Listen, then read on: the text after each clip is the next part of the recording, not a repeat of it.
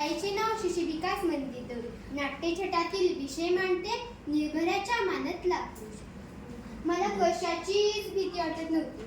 अगदी कुठल्याही गोष्टीला न घाबरता सामोरे जायची. म्हणूनच माझ्या आई वडिलांनी माझं नाव निर्भय ठेवलं होतं. काय सांगू मी तुम्हाला, मी खूप चंचल होती. कोण आहात तुम्ही? काय पाहिजे तुम्हाला? माझा हात सोडा, सोडा, माझा हात सोडा, सोडा मला, सोडा. तुम्ही एक सांगाल मला, मी लक्ष्मी आहे की मनोरंजनाचं साधन? लक्ष्मी असेल तर वाईट नजर का? असेल मी मनोरंजनाचं साधन तर हक्क का दाखवतात? मला अजूनही तो दिवस आठवतो. त्या दिवशी रात्रीचे 8 वाजले होते. मी माझ्या बेस्ट फ्रेंड सोबत मूवी बघायला गेले होते. मी खूप खुश होती. त्याच दिवशी रात्री उशीर झाला म्हणून आम्हाला टॅक्सी नाही मिळाली. मग आम्ही बसमध्ये चढलो. तिथून सुरू माझी गोष्ट, अशी गोष्ट की जी कुठल्याच मुलीला अनुभवायची नसते. बसमध्ये चढताना मला थोडं विचित्र वाटू लागलं. मी माझ्या मित्राला म्हणाले, चल यार, ठीक नाही वाटत. जसा माझा मित्र त्या बसच्या दरवाजाकडे गेला, त्याने त्याला घेरलं. हे सोडा, त्याला सोडा.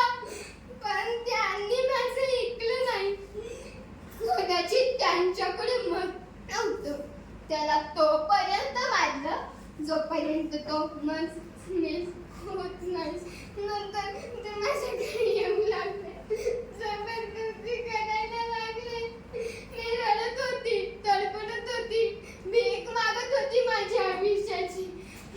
पण त्यांनी माझं ऐकलं नाही.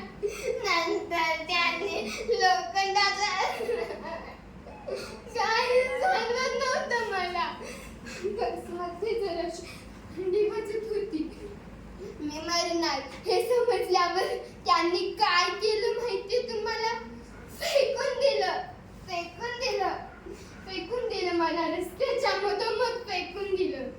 मी माझ्या आई वडिलांसमोर खुश उभी रे. लग्न लावून द्यायचं होतं त्यांना माझं. पण लग्नाच्या आधीच त्यांनी उचलली माझी आरती. चुडा घालायचा होता मला लग्नात.